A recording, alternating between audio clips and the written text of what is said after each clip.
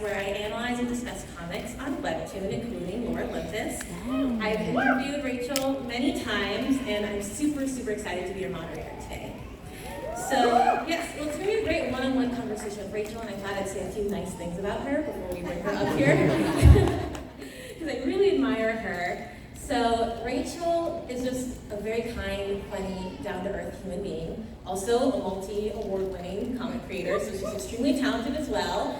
And back in the day when I first started my podcast, I had like 300 listeners, and I felt like, yay, 300 listeners, and Rachel was one of them. And when my podcast microphone broke down, she messaged me and was like, I can help you get another podcast microphone so you can continue. Back in like 2019. She's a wonderful human being. We're gonna have such a great time talking to her in like a one-on-one intimate conversation just about how Olympus became so popular and has touched so many people's lives. So without further ado, let us welcome Rachel Smythe, the creator of Olympus.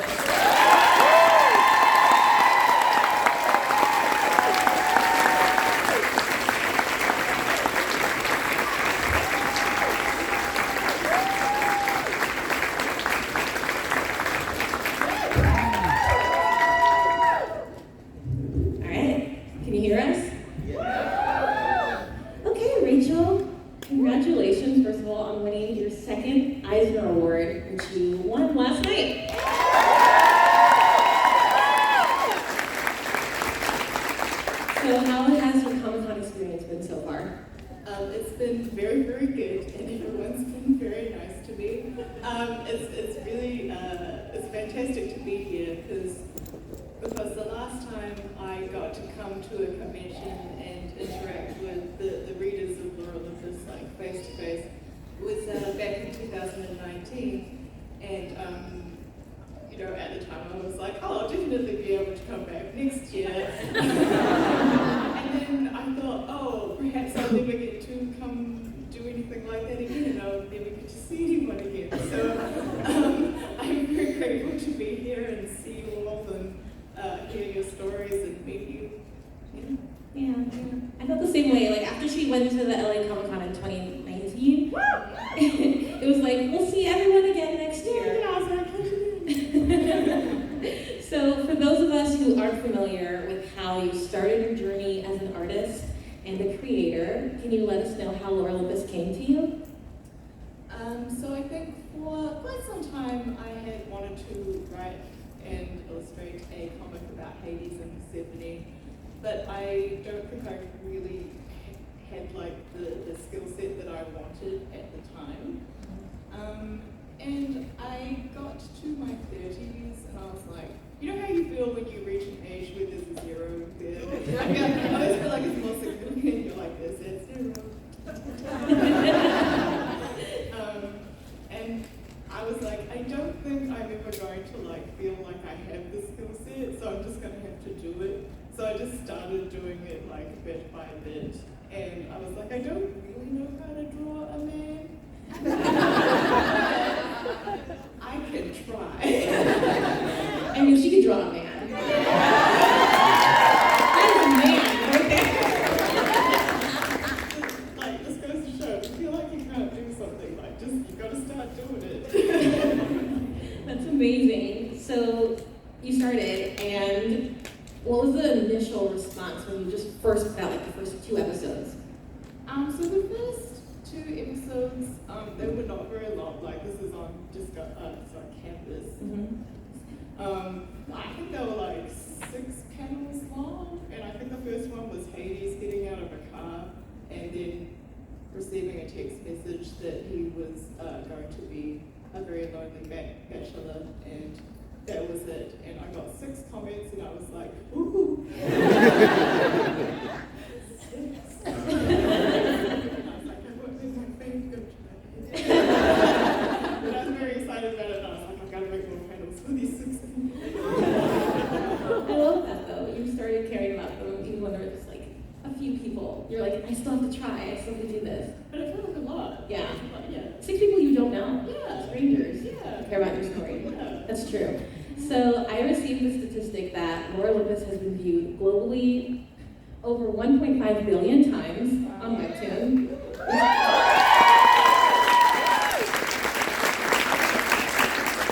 That is so much. That is so many views. Are you able to comprehend 1.5 billion views of your comic? It was all me refreshing. No, I can't. It's, I don't know. It's so many. That's so many. It's a lot. That's amazing. So when did you feel like it was starting to take off? Like it started with 6, and that was really precious to you to have those 6 comments. When did it start to feel like, oh, this is becoming something? I think when someone gave me a fan art, and I was so surprised. Like they were like, "Here's a fan art," and I was like, "What?" I did not know this was a thing, and I was like, "This is nice. I like this." And then cosplayers started cropping up, and like little communities started growing, and there was just like so much interest, and this was very surprising and very nice. I think probably when I really thought it was taking off, it was very Discord related. But I made a Discord when like it first went out onto originals, and I was like, I bet I'm gonna have around like 50 people maybe, and it's probably gonna be like dead in a year, I suspect. But no, there's a very big Discord channel, and I was like, I need more followers. Oh my gosh. I think probably it really started taking off around just before episode 40, and it's like a long period of time where Hades and Persephone are not together. Like they go and do a bunch of stuff, and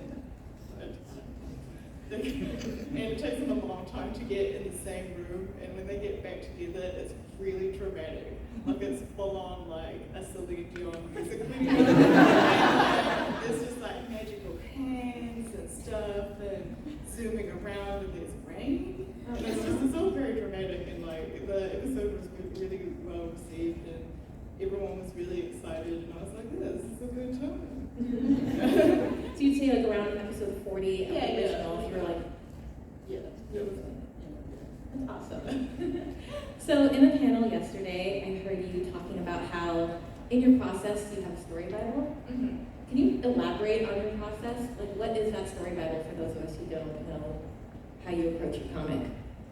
So a story Bible is something that I kind of learned to do like later on, so it's not something that I had from the get-go, so I don't want to mislead you into thinking that I'm organized. But like a story Bible is basically like if you're making a story and you want to have your sort of core ideas listed out.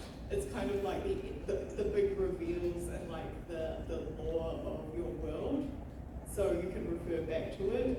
And it really helps if you are writing a really long story because you will forget things.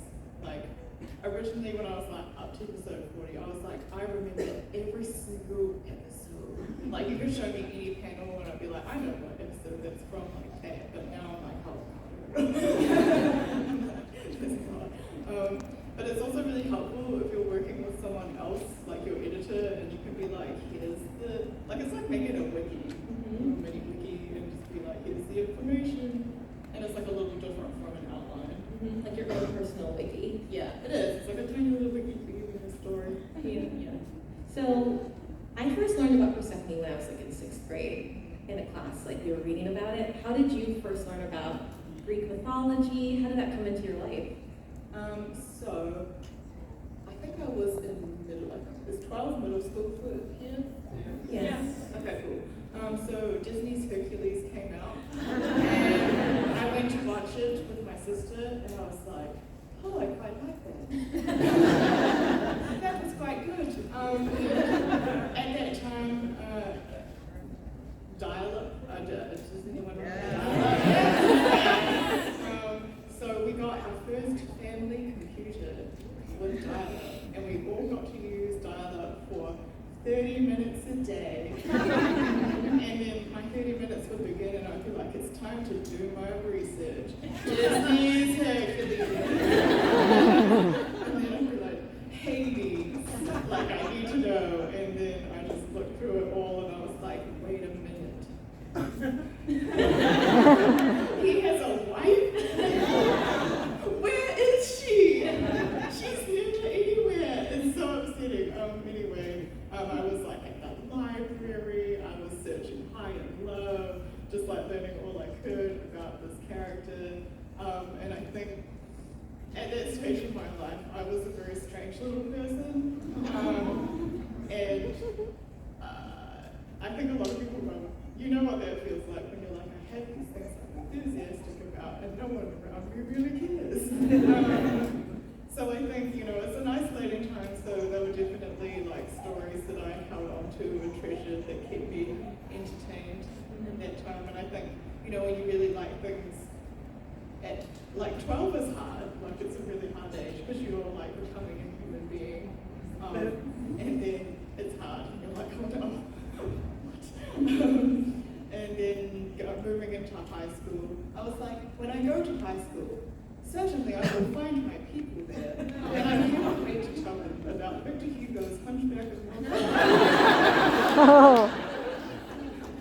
And I was in for a rude awakening. So it was more Persephone for a few years there, but yeah, that's how I got there. Yeah. And so fast forward from 12-year-old Rachel to the Rachel who's creating the comic, that's a lot of Greek mythology. Like, we're not just dealing with Hades and Persephone, we're dealing with Demeter and Hera, and Hermes is in there, and Eros, and so many characters. So how does your research, how are you learning these things so that you can adapt them into your comic? I listened to a lot of lectures. Originally in high school I did take classics, but unfortunately I am dyslexic. I have a few other learning disabilities that does make it quite difficult for me to exist within academia.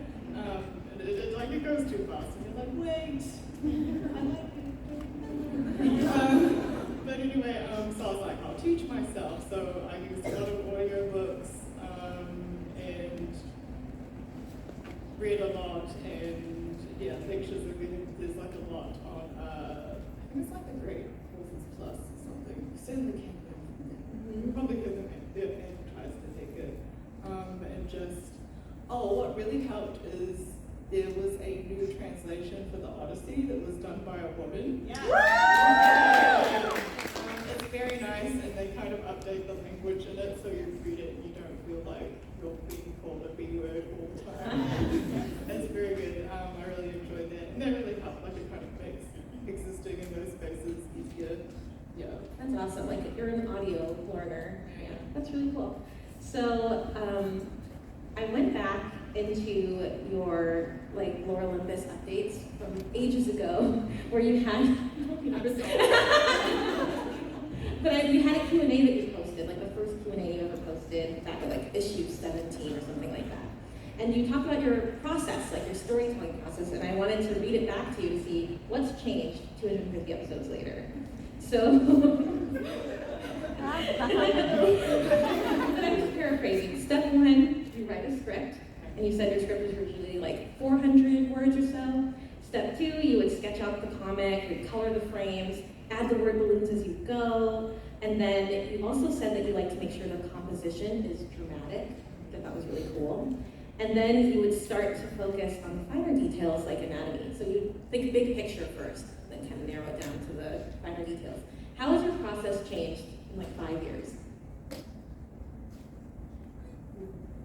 So I'm really into the fact that you don't have to stick to one way of doing something. So if you have like writer's block or anything and it's just like not working for you, it's okay to change it. So I have like several different systems now, especially so some of the episodes are more action-based and they're kind of hard to write for, so it's actually better to just like thumbnail it out really quick so you know how many panels you need to have someone sit around and do something, because it's kind of hard to know until you draw it. But in terms of like the writing, I think what I'll do now, because I used to be like, has to be exactly this, and I'm like, just type for the wind, don't think about the limits, and then go back and edit it. I do think now in later seasons, the dialogue is a lot more, there's more of it, because it's just later in the series and they have to talk about more, and earlier on it's more like, hi, hello, how are you? I think you have to, it's a lot more like, there's a lot more exposition and feelings and things. But yeah, I think like, it sometimes can go to like 800 words or something like that. Like I know sometimes it goes to 1,000 and I'm like, oh, I gotta cut this, cut them back. So yeah, your process is adapted some from where the story is, naturally. So also in that same Q&A, you mentioned that you struggle to draw men's butts. Is that still a struggle for you, or have you mastered the butt? I'm good. I feel like I'm good.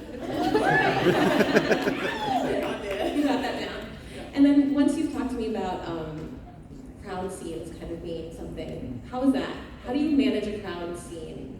It's still hard. It's still hard. I think like you can, like it's hard in the sense that like you can use resources and assets to, you know, beef it out a little bit, but unfortunately like Olympus characters have a very distinct look.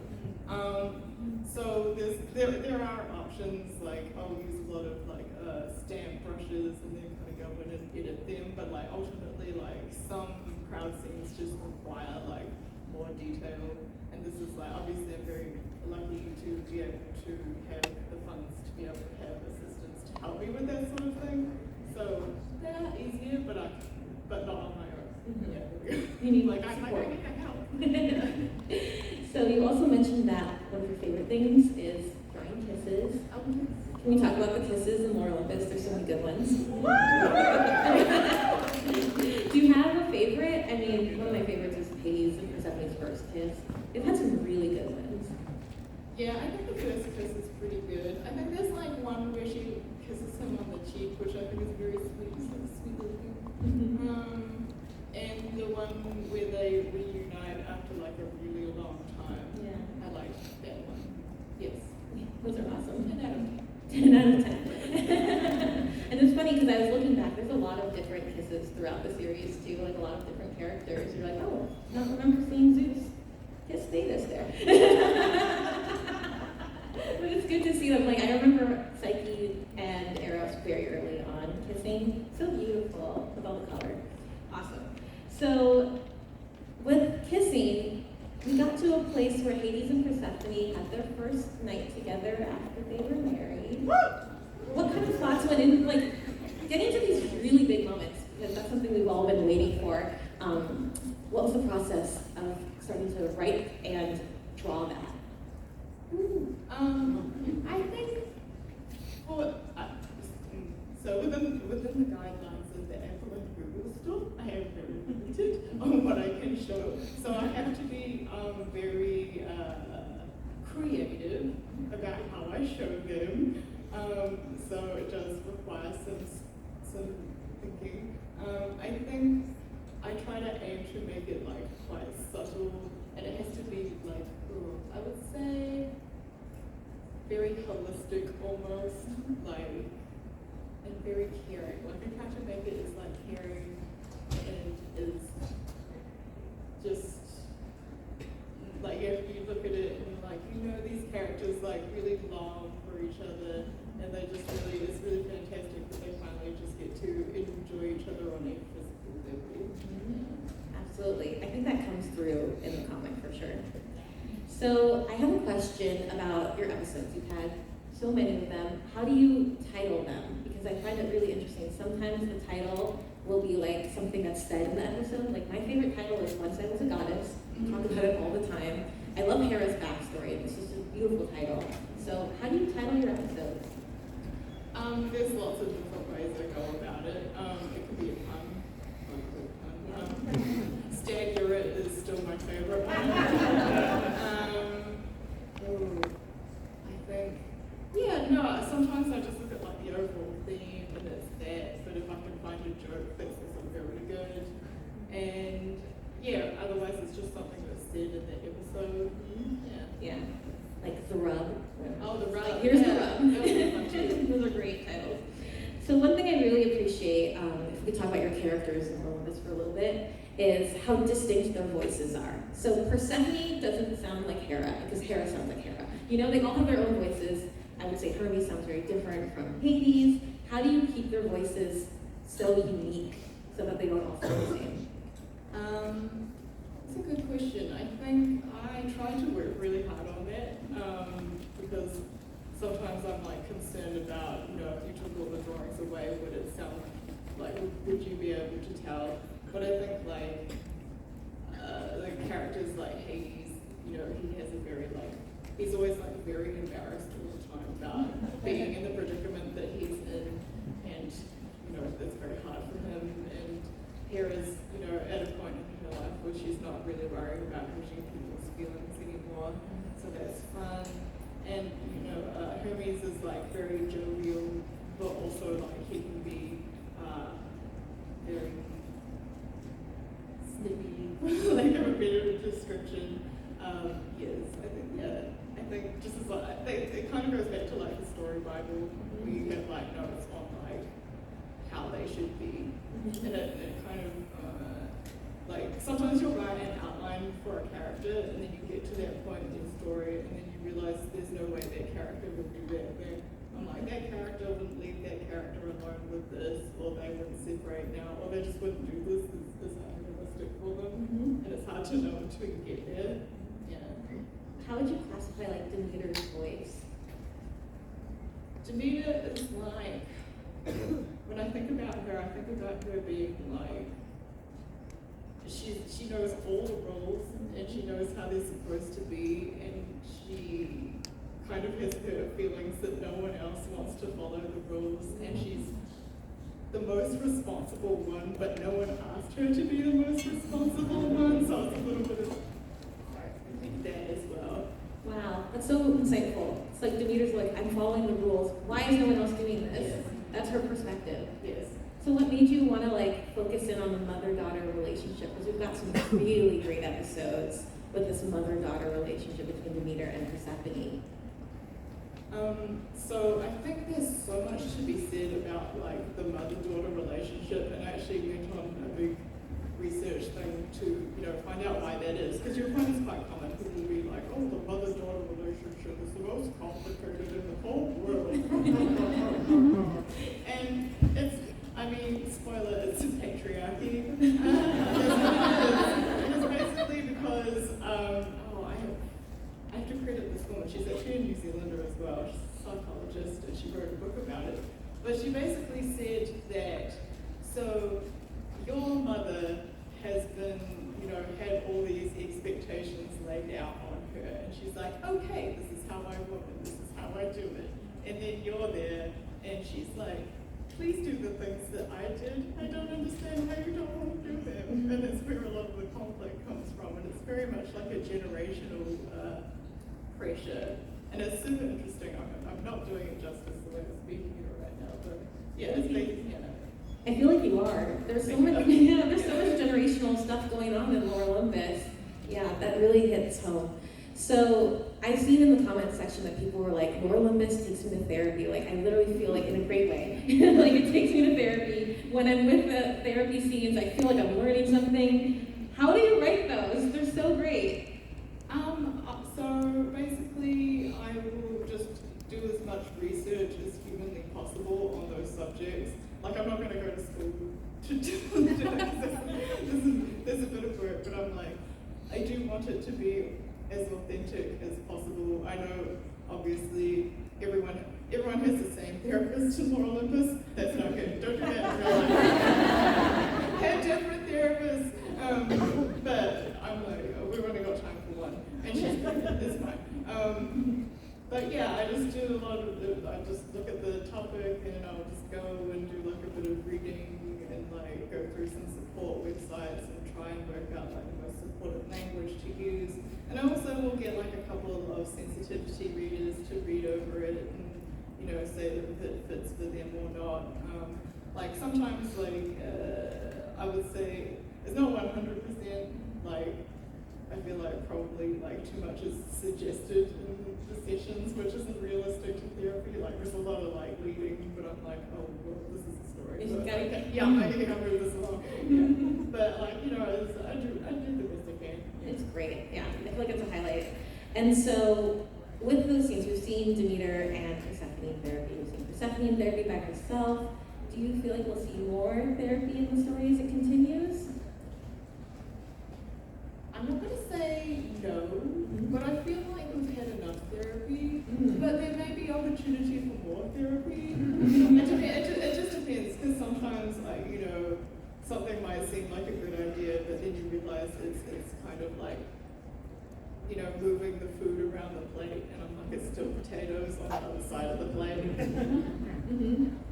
And one last question about the characters. I want to talk about how they each have like such a deep backstory that goes like back into war, the scars that they carry. How did you decide which characters would like hold on to what wounds? Like, how did you write all of that backstory?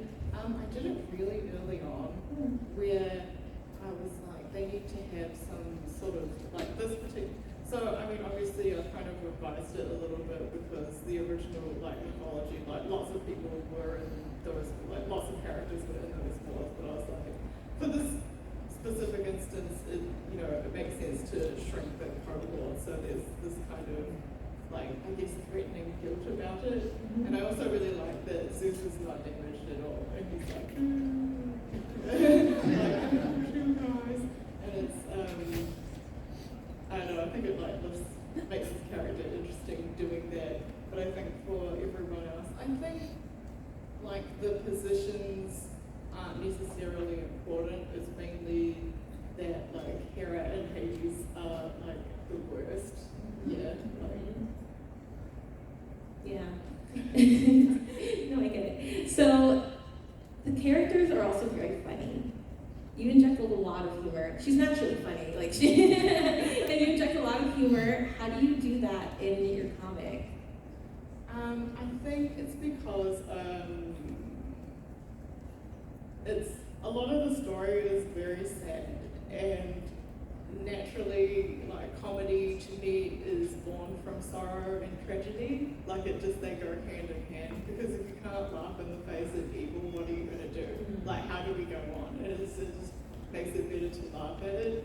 And I do think adding comedy to a drama, like, really adds levity to it. It just, I don't know, you can't have a feast without salty and sweet, you know what I mean? It's true. Yeah. And Aries, I just have to say, cracks me up. It's so funny. So let's talk about Lore Olympus being in print. You can get physical copies.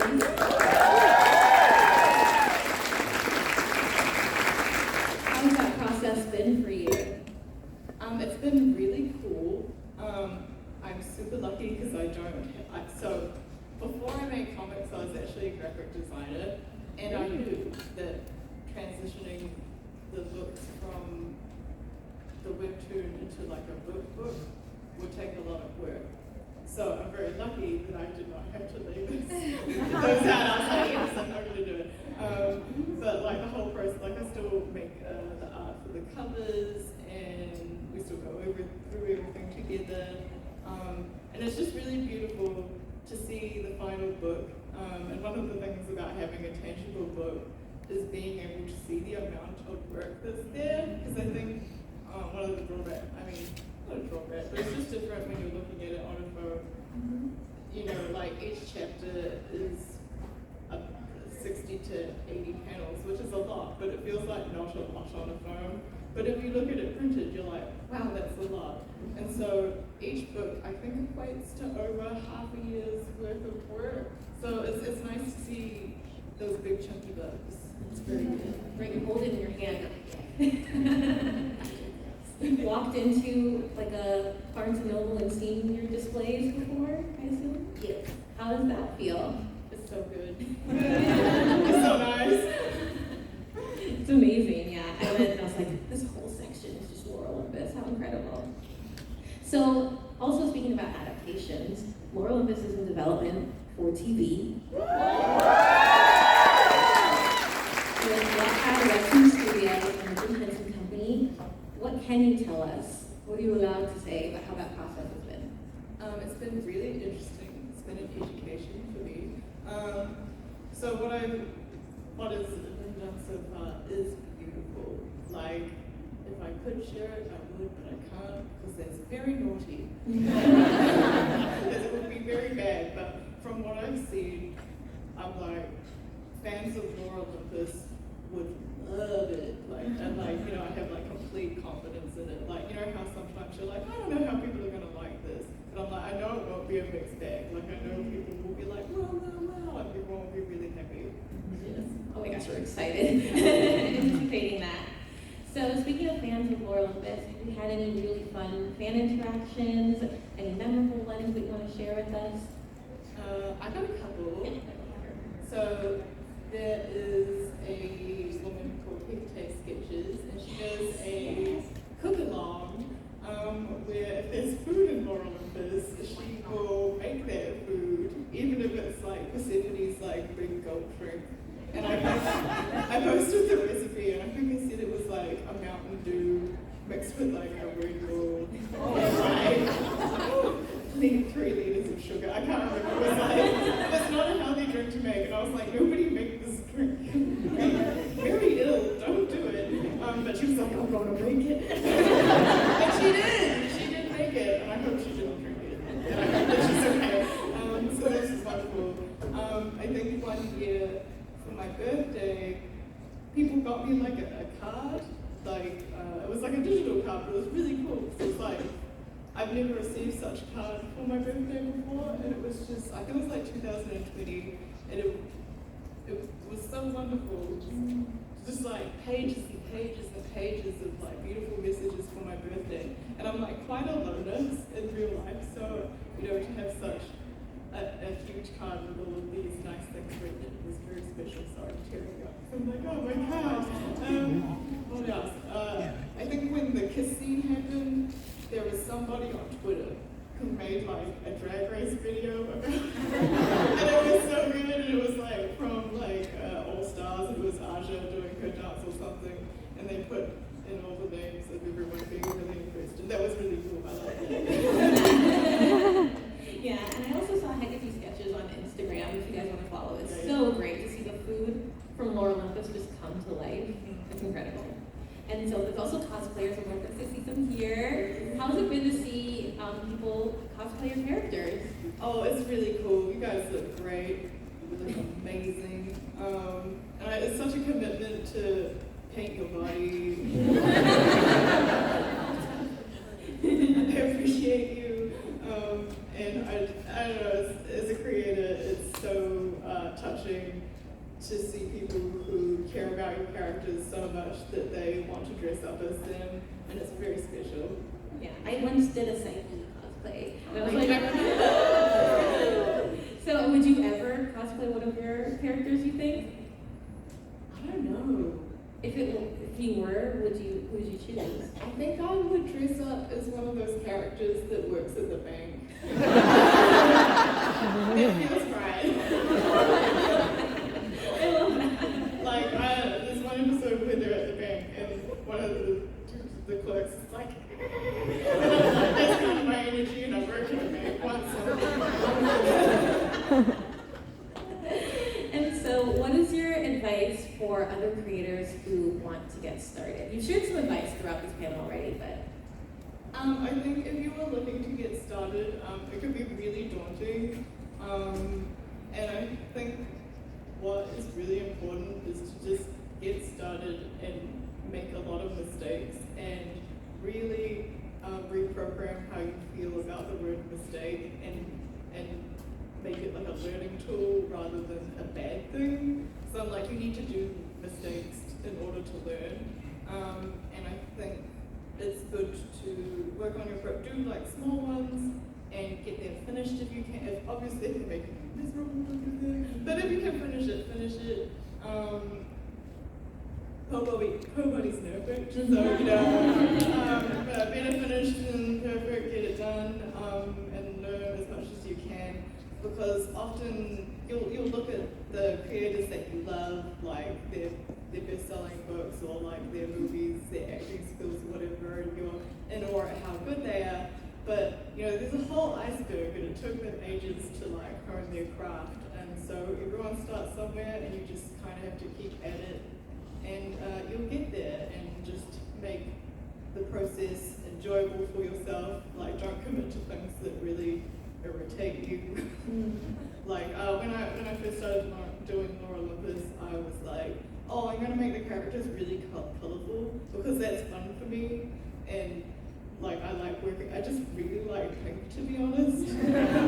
And one of my assistants, Lizette Pereira, she told me that the pink hurts her eyes when she's working on it, and she has to use like a green filter, so she doesn't see like pink lots afterwards. And I was like, this, like, I don't know how healthy that is, but like, it's also hilarious.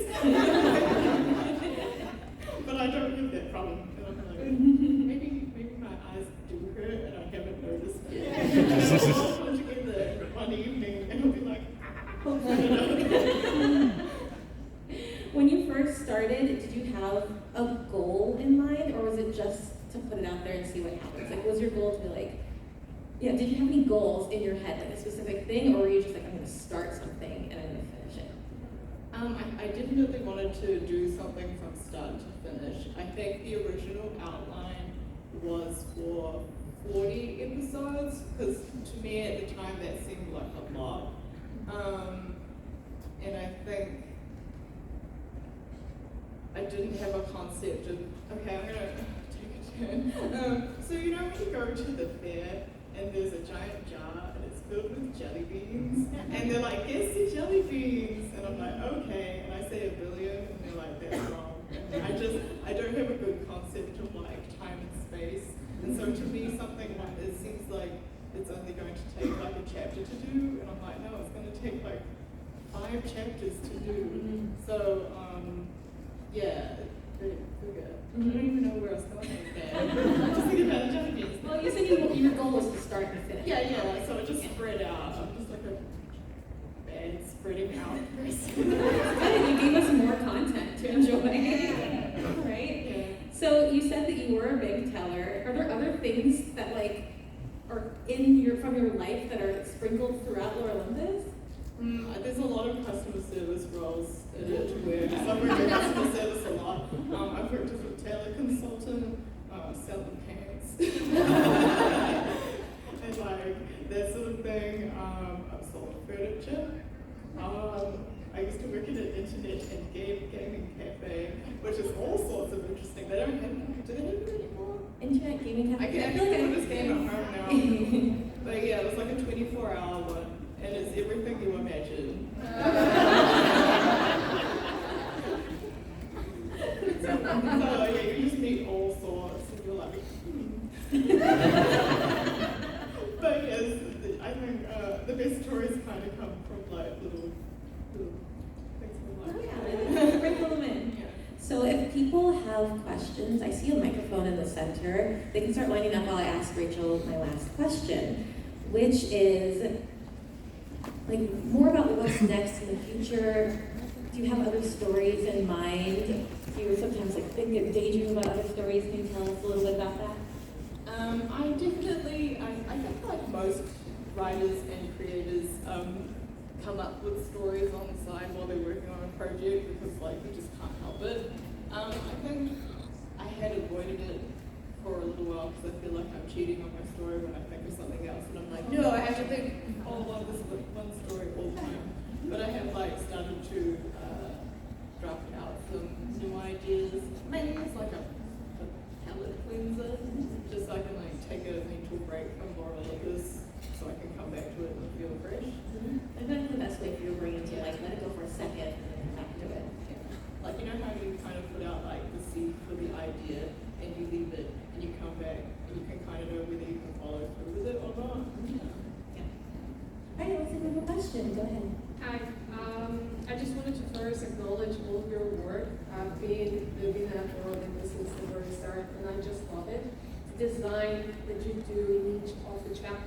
within each box is amazing. So I know it's a very hard work to do the timeline with, I think, 3-4 years of the story. So my question is, how have you been balancing your life and work to stay your mental health and your physical health? Because I know it's very hard for any artist to keep up with this type of artwork.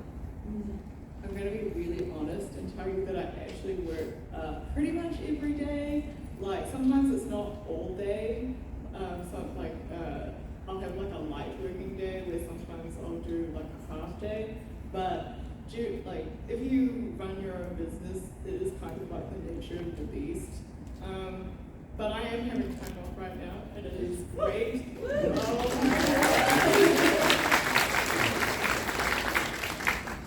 Thank you so much as well. Thank you.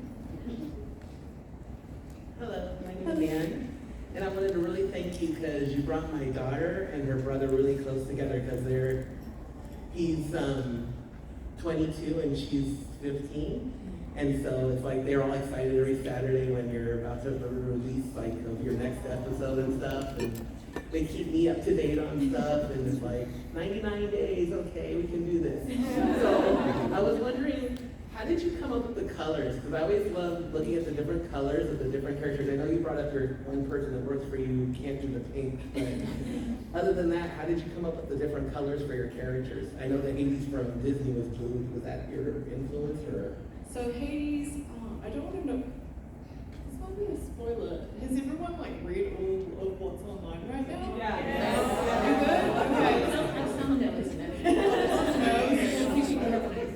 I think it's not like massive. It's just like a little fact nugget. But he's blue like the sky, and it's kind of odd in the sense that he is technically like the firstborn son, and like quite often in mythology, and particularly Greek mythology, the most powerful gods are like sky gods, and they control the weather. And I kind of like the idea of him being this downgraded sky god, and then he has to go do something else, and he actually looks like Olympus, and it's like really obvious, but it's been kind of hidden the whole time. You're like, oh yeah, they do look the same. But and for the colors, I kind of just pick what I think is fun to look at, like naturally. I'm like, this feels good. The main characters like Hades and Persephone, it's very environmental in the sense that when Persephone goes into the underworld, she pops out a lot. She's like this little pink dot in a blue sea, and it just, yeah, I don't know. I think it looks good. Yeah. Thank you. Hi. I really enjoy your work. I study Greek tragedy, and your work is part of this very fascinating cultural moment that I'm noticing where the Hades and Persephone story is popping up in a bunch of different genres. I'm sure everyone here has played Hades, and I'm sure everyone here has listened to Hades Town. And so I'm wondering, these stories, which are in fact also your story, how do you feel about these other iterations in this cultural moment? More Hades and Persephone in the world is fine with me. Hello. So two things. Number one, thank you for existing. I think all of us can agree that we're just so grateful that you exist at the same time we do. I know that a lot of my friends but number two is that we're sleeping on the fact of how beautiful of animation and fashion you have. My question is, do you have a mood board? Do you have a Pinterest board? Do you watch shows? Like, how do you have categories for each character, and how do you get such inspiration to get them so perfectly in line with their personalities? So I've always liked designing clothes and things. I really early on in life I was a figure skater, and my mother sews, and she used to sew like all my leotards for me. And so if you have a skating routine, generally you have music, and the music normally comes from a movie, and so you watch the movie and I study the clothes in the movie, and then you try and make your leotard like clothes from the movie. So there's a lot of stuff like that. But I love window shopping for clothes online, so I'll just constantly look at dresses, and I do have a Pinterest, and I'll spend a lot of time there. I really like to focus on clothes that are historical, but also like timeless, because I am aware that like some elements of the comic will age over time. Like it already has some of it, so it's better to kind of put them in clothes that, you know, would look good in any era and it future-proofs it. So first of all, I just got to say it's actually incredibly great to hear that you got into Greek mythology because of Hercules. I did too, and I've been studying Greek mythology ever since in my downtime, and I know pretty much everyone in this room that's read Lore Olympus hates Apollo. But knowing how many other Greek gods and goddesses are out there that have kind of the same issues as Zeus, what was your inspiration for making Apollo the bad guy when it came to attacking Persephone? So I think what it comes down to is looking at Greek mythology as a whole, and he is sort of the most, he is one of the most important and crucial deities in the pantheon. He is in charge of so many things, and I think it really subverts that expectation that you have where you think that he's going to be very, very good. And I think in society, we often hold up men who we perceive to be as very, very good. And it makes sense for the story to flip it a little bit, because Hades is kind of always the bad guy. So I'm like, Hades can never turn to be good. And like the same for Hera as well, because Hera often gets like the villain edit. And I love Hera, and I'm like, I'm just gonna give her the best story ever. I love her so much. I mean, she's still like problematic in the mythology, obviously, but she's still, everyone gets a turn of being good sometimes. Hi, and thank you in advance. I wanted to ask you, when you were adapting the Greek myth to the modern world, what were the biggest challenges that you faced, and how do you try to troubleshoot through them? That's a good question. I think probably one of the hardest things is just kind of streamlining it in a way that is believable, and like I was probably corny, but I tried to make it like not corny, so it was like, yeah, I could go with this. I think probably one of the hardest things about modern story writing is cell phones, because they just ruin everything, because so many problems are solved with a simple text message. And I'm like, every time we want to block people off, you have to do like, oh, I got my box, and stuff like that. It's just like, oh, really? Yeah. Hi, it's great to meet you. I had a question about the character colors. So in particular, sometimes we subvert our expectations. So like, for example, Ares is yellow, which we think of as joyful, but then he's this angry war god. Was there any inspiration behind that in kind of changing our perception of colors? So, my friend had a baby a little while ago, and the baby was a redhead, and she had like no eyebrows, but prior to crying, so before she would cry, they would like start turning red, and you know she was gonna cry. And so that's why he looks like that, and that's why he is like more red, is because of that baby.